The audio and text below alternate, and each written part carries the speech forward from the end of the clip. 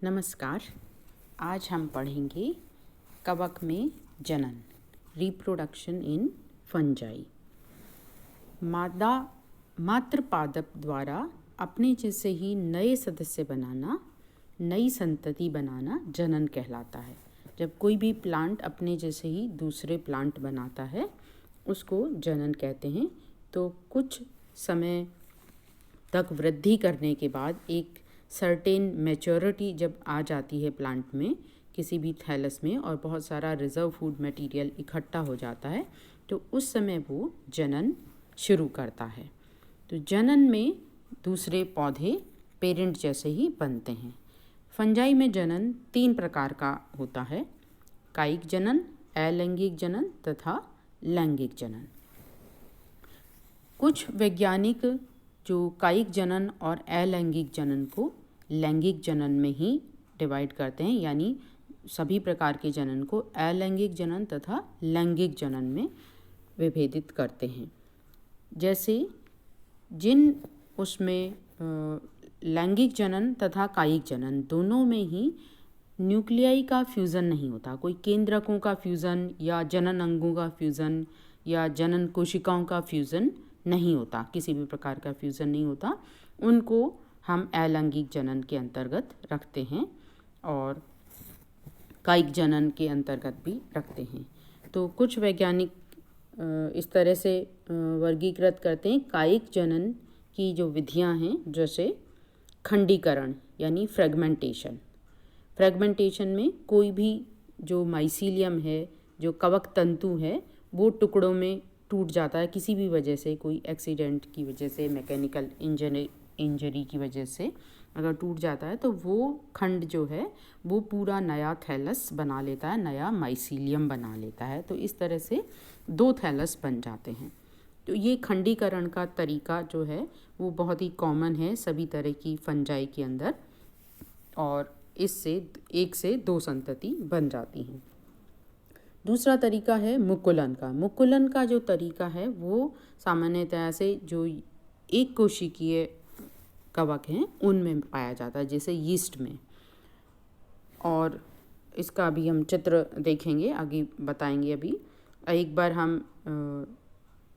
बार हम जल्दी से सारे तरीके, कौन कौन से तरीके हैं उनको लिखते हैं, पढ़ते हैं। तो कायिक जनन के तरीके हैं खंडीकरण, मुकुलन या बडिंग। तीसरा तरीका है विखंडन या फिशन, ये भी यूनिसेलुलर में होता है। और ओइडिया, जो छोटे छोटे खंड बनते हैं इसमें भी शीर्ष के ऊपर। और क्लेमाइडो बीजाणु, ये थोड़े मोटी भित्ति के बीजाणु होते हैं जो शीर्ष पे नहीं बनते हैं, शीर्ष पे भी बनते हैं और बीच में भी बन सकते हैं। जबकि ओइडिया हैं जो खाली जो हाइफल टिप होती है, टिप के ऊपर ही बनते हैं। अलैंगिक जनन एसेक्सुअल रिप्रोडक्शन, ये चल बीजाणु के द्वारा हो सकता है, अचल बीजाणुओं के द्वारा हो सकता है, या कोनिडियो बीजाणु के द्वारा होता है। तो चल बीजाणु और अचल बीजाणु ये तो लोअर फंजाई में पाए जाते हैं, जो बीजाणुधानी के अंदर बनते हैं। और कोनिडियो बीजाणु हैं जो हाइफा के बाहर बनते हैं, जो अंदर कोई बीजाणुधानी के अंदर बंद नहीं होते। तो ये कवक में जनन को जो कुछ माइकोलॉजिस्ट 2 भागों में बांटते हैं, अलैंगिक तथा लैंगिक जनन।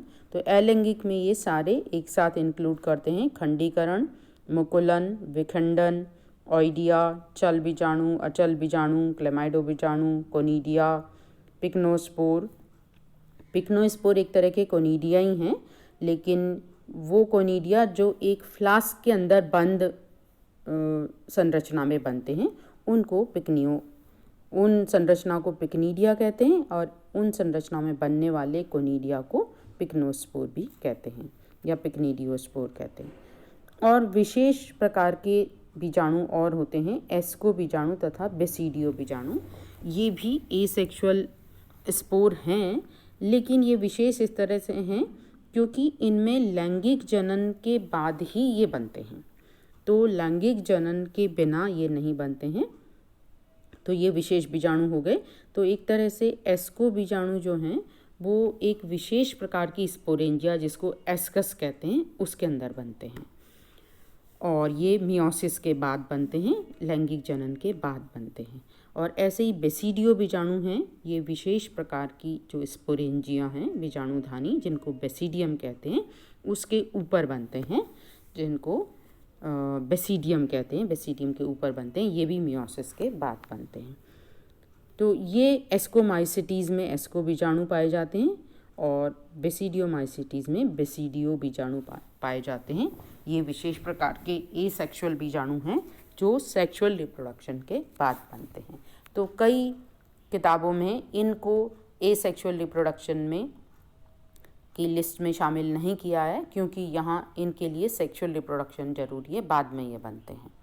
और तो ज़्यादातर जो किताबों में अलैंगिक जनन में चल बीजाणु, अचल बीजाणु, कोनिडियो बीजाणु तथा कुछ में साथ में ये जो वेजिटेटिव रिप्रोडक्शन के जो तरीके हैं, क्लेमाइडो बीजाणु, ओइडिया, विखंडन, इन सब को भी अलैंगिक जनन में शामिल किया है।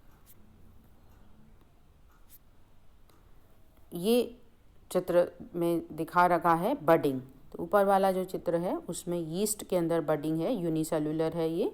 तो एक सेल वॉल है इसके चारों तरफ, कोशिका के चारों तरफ। तो वहाँ एक जगह पर सेल वॉल वो पतली हो जाती है, तो वहाँ से एक आउटग्रोथ निकलती है और एक न्यूक्लियस का विभाजन होता है। एक न्यूक्लियस पुत्री जो डॉटर न्यूक्लियस है वो उसमें चला जाता है, उस अतिवृद्धि के अंदर, उभार के अंदर, और फिर वहाँ संकुचन होता है और वो मात्र पौधे से अलग हो जाती है ये अतिवृद्धि, और इस प्रकार से 2 कोशिकाएं बन जाती हैं। कई बार ये मात्र को पौधे से अलग नहीं होती है और उसके साथ ही मात्र जो डॉटर सेल है उसमें दोबारा से एक बड निकल जाती है, तो कई बार बड की चेन भी बन जाती है। ये नीचे जो चित्र दिखा रखा है इसमें है फिशन। तो ये भी यूनिसेलुलर फंजाई के अंदर होता है।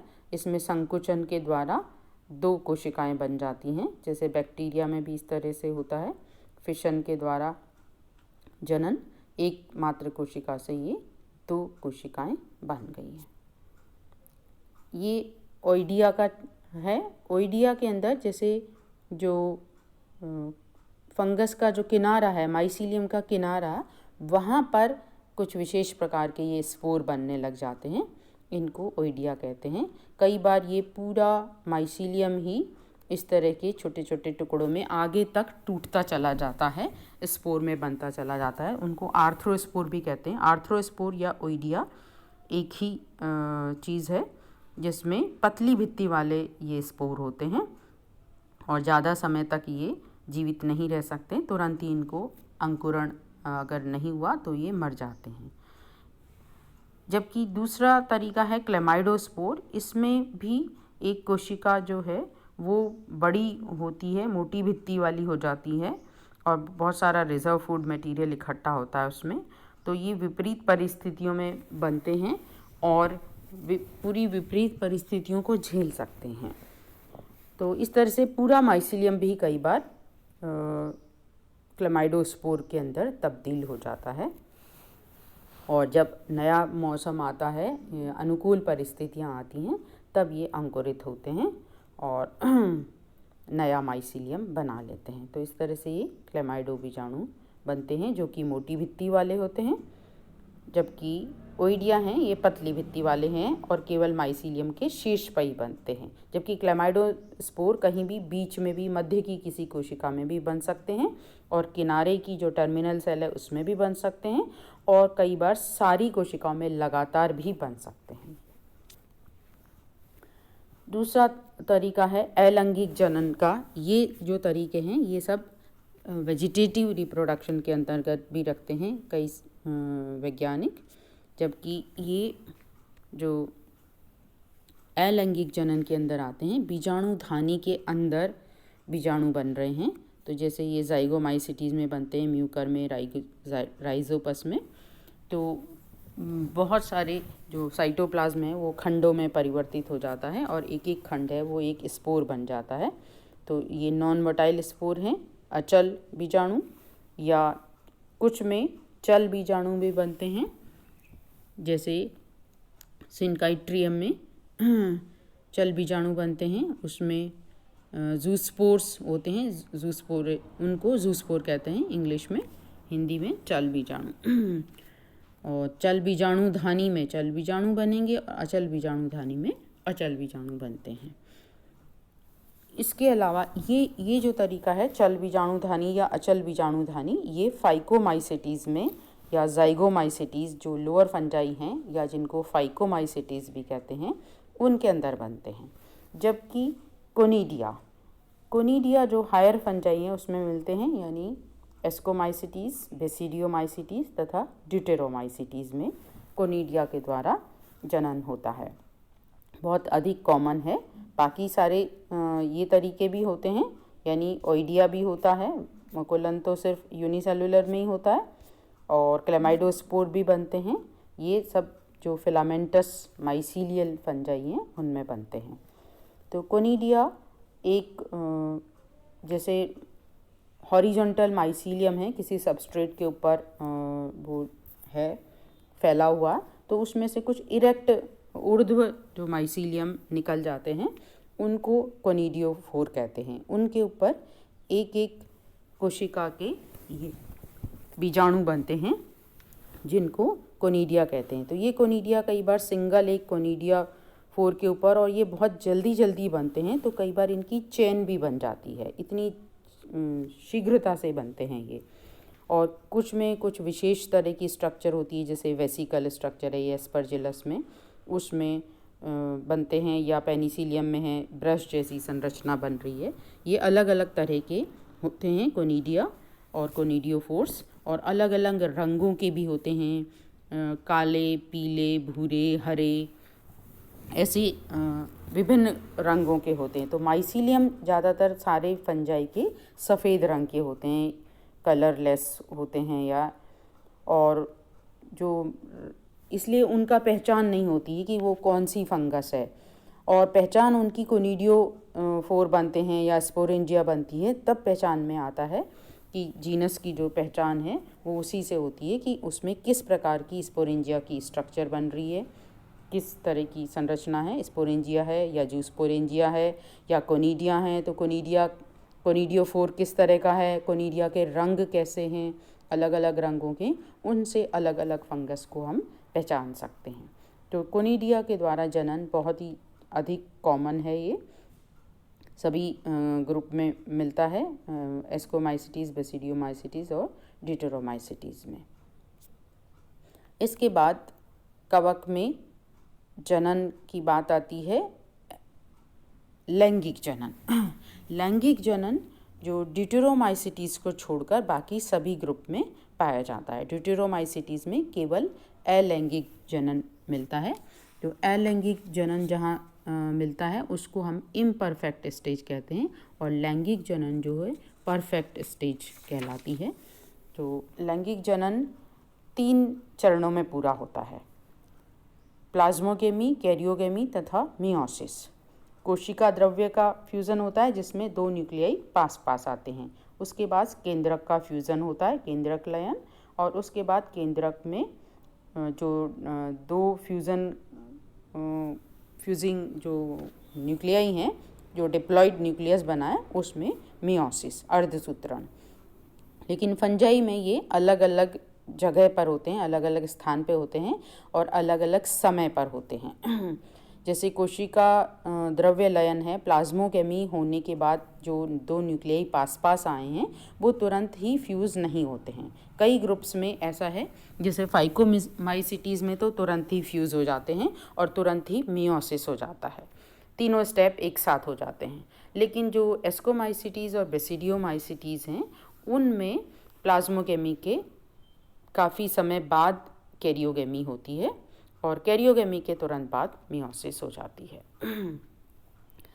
तो लैंगिक जनन के जो प्रकार हैं वो 3 प्रकार के हो सकते हैं, आइसोगेमी, एनाइसोगेमी तथा ऊगेमी। जब अगर जिनमें फ्लैजेला बनते हैं, क्योंकि सारी जो फंजाई है उसमें फ्लैजेला नहीं पाए जाते, तो एक जैसे जो फ्लैजेला वाले जो गैमीट्स हैं और फ्लैजेला वाले गैमीट हैं या जिनमें फ्लैजेला नहीं भी हैं, एमीबॉयड गैमीट हैं, वो भी अगर समान आकार के हैं, समान साइज़ के, समान आकृति के हैं, उनमें अगर फ्यूज़न होता है तो आइसोगेमी कहलाती है। और अगर फ्यूज़न होने वाले जो गैमीट्स हैं वो असमान आकार के हैं, असमान आकृति के हैं, तो उनको एनाइसोगेमी कहते हैं, इस तरह के लैंगिक जनन को। और ऐसा लैंगिक जनन जिसमें जो फ्यूज़न करने वाले गैमीट हैं उसमें एक नॉन मोटाइल है जिसको एग या फीमेल गैमीट कहते हैं, और दूसरा गैमीट है वो मोटाइल या नॉन मोटाइल हो सकता है। उस तरह के गैमीट को जिसमें एक गैमीट कम से कम नॉन मोटाइल होता है तथा साइज़ में बड़ा होता है, उसको एग कहते हैं। वो काफ़ी बड़ा होता है दूसरे मेल गैमीट की तुलना में। उस तरह के फ्यूज़न को विषम युग्मन कहते हैं, ऊगेमी कहते हैं। तो लैंगिक जनन इस तरह से 3 प्रकार के होते हैं। इसके अलावा अभी हमने जैसे बात करी कि फंजाई में जो प्लाज्मोगेमी हो जाती है और प्लाज्मोगेमी के बाद कैरियोगेमी नहीं होती है, तो प्लाज्मोगेमी के यहाँ कई तरीके हैं, उसको हम लैंगिक जनन की विधियाँ कहते हैं, मेथड्स ऑफ सेक्सुअल रिप्रोडक्शन। तो ये 5 प्रकार के हो सकते हैं: चल युग्मकी मैथुन, प्लेनोगेमेटिक कॉपुलेशन, युग्मक धानीय मैथुन यानी गेमिटेंजियल कॉपुलेशन, युग्मक धानीय संपर्क यानी गेमिटेंजियल कॉन्टैक्ट, अचल पुमणु युग्मन स्पर्मेटाइजेशन, तथा 5वां है कायिक युग्मन यानी सोमैटोगेमी। ये इसका चित्र बताया है इससे पहले जो हमने पढ़ा चल युग्मकी मैथुन का। सबसे पहला नंबर चल युग्मकी मैथुन, इसमें 2 गैमीट हैं, ये आइसो गैमीट्स हैं, एक जैसे आकार के, इनमें फ्यूज़न हो रहा है। यहाँ ये एनाइसो गैमीट हैं जो एक बड़ा गैमीट है और दूसरा छोटा गैमीट है, एनाइसोगेमस रिप्रोडक्शन। और ये तीसरा प्रकार का है ऊगेमस, जिसमें एक गैमीट बहुत बड़ा है और दूसरा और नॉन मोटाइल है तथा दूसरा मोटाइल या इसमें नॉन मोटाइल भी होता है। ये ऊगेमस प्रकार का रिप्रोडक्शन कहलाता है। अब ये गेमिटेंजियल कॉपुलेशन, इसमें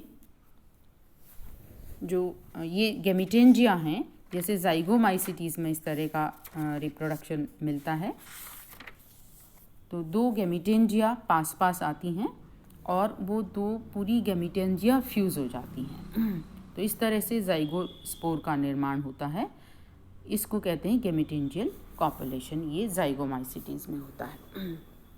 ये प्लस और माइनस 2 अलग अलग स्ट्रेन के ये फंगस माइसीलियम होते हैं, ये पास पास आते हैं और ये फूल जाते हैं मोटे, इसमें बहुत सारे न्यूक्लियस आते हैं, बहुत सारा साइटोप्लाज्म हो जाता है, फिर इनके में ये अलग हो जाता है, सेप्टा बन जाता है और गेमिटेंजियम कहलाता है। ये आगे के जो सिरे सेप्टा बनने के बाद गेमिटेंजियम बन गया और फिर इन दोनों गेमिटेंजियम में फ्यूज़न हो गया, बीच की दीवार इनकी घुल गई और एक जाइगोस्पोर बन जाता है। ये कहलाता है गेमिटेंजियल कॉपुलेशन। दूसरा तरीका है गेमिटेंजियल कॉन्टैक्ट। तो इसमें 2 गेमिटेंजिया होती हैं, फीमेल गेमिटेंजिया ऊगोनियम तथा मेल गेमिटेंजिया एंथेरिडियम कहलाती है। तो एंथेरिडियम से एक मेल गैमीट या अधिक भी मेल गैमीट हैं वो ऊगोनियम के अंदर आते हैं। डिपेंड करता है कि ऊगोनियम में कितने न्यूक्लियस हैं। अगर ज़्यादा न्यूक्लियस हैं तो बहुत सारे न्यूक्लियस आ जाते हैं और हर एक न्यूक्लियस से ऊगोनियम से एक न्यूक्लियस का फ्यूज़न होता है। तो इस प्रकार से जो गेमिटेंजिया कॉन्टैक्ट में आती हैं और मेल गेमिटेंजियम जो है एंथेरिडियम, उससे न्यूक्लियस फीमेल गेमिटेंजियम के अंदर प्रवेश करता है। तो यहाँ पूरी गेमिटेंजिया का फ्यूज़न नहीं होता, बल्कि एक ट्यूब बनती है, फर्टिलाइजेशन ट्यूब, उसके द्वारा जो न्यूक्लियस है वो फीमेल गेमिटेंजियम के अंदर आता है। इसको कहते हैं गेमिटेंजियल कॉन्टैक्ट मेथड। तो इस तरह से ये 2 प्लाज्मा पास आते हैं, 2 न्यूक्लियस पास आते हैं। 2 प्लाज्मा का फ्यूज़न है, 2 न्यूक्लियस का पास आना। इसके अलावा एक तरीका है स्पर्मेटाइजेशन। स्पर्मेटाइजेशन में यहाँ पे सेक्स ऑर्गन्स नहीं बनते, तो जैसे जैसे हम हायर फंजाई में जाते हैं तो वहाँ पर सेक्स ऑर्गन्स का निर्माण नहीं होता है और सिंप्लीफिकेशन होता जाता है सेक्सुअल रिप्रोडक्शन में।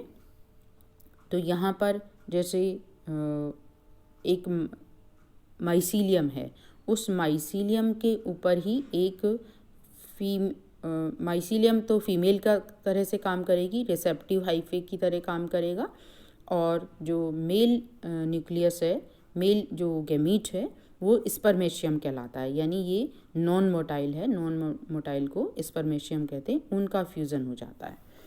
और या एस्कोगोनियम है, एस्कोमाइसिटीज़ में इस तरह से होता है। एस्कोगोनियम फीमेल तो स्ट्रक्चर बन रही है और उसमें एक ट्राइकोगाइन है, फिलामेंट जैसी स्ट्रक्चर है, और उसमें स्पर्मेशियम आके चिपकता है और वहाँ से भित्ति घुलती है और फीमेल जो न्यूक्लियस है उसके पास आ जाता है स्पर्मेशियम। तो इस तरह से ये जो तरीका है स्पर्मेशियम, जिसमें जो मेल गैमीट है वो नॉन मोटाइल होता है। और भी सिंपल तरीका है, यहाँ गैमीटेंजियम नहीं बन रही है, मेल गैमीटेंजियम, और या फीमेल गैमीटेंजियम भी नहीं बनती है। सबसे आखिरी लास्ट तरीका है सोमेटोगेमी, जो सबसे सिंपल है और सबसे ज़्यादा एडवांस जो फंजाई है उनमें मिलता है। वहाँ फीमेल और मेल दोनों ही स्ट्रक्चर नहीं बनती हैं, गैमीटेंजिया नहीं बनते हैं और न ही गैमीट्स बनते हैं। तो यहाँ कम से कम एक गैमीट बन रहा था, स्पर्मेशियम बन रहा था, या कभी कभी गैमीटेंजिया फीमेल भी बन रही है स्पर्मेटाइजेशन में, जबकि सोमेटोगेमी में गैमीटेंजिया तो बनते ही नहीं है, गैमीट्स भी नहीं बनते हैं, और दो जो सोमेटिक सेल हैं, सोमेटिक हाइफा हैं, उनका ही फ्यूज़न हो जाता है और इस तरह से दो न्यूक्लियस पास पास आ जाते हैं। इस तरह के फ्यूज़न को कहते हैं सोमेटोगेमी। ये जो एडवांस फंजाई हैं बेसिडियोमाइसिटीज़ उसमें पाया जाता है, जैसे पेजाइजा, अस्ट्रेलेवो आदि। Thank you.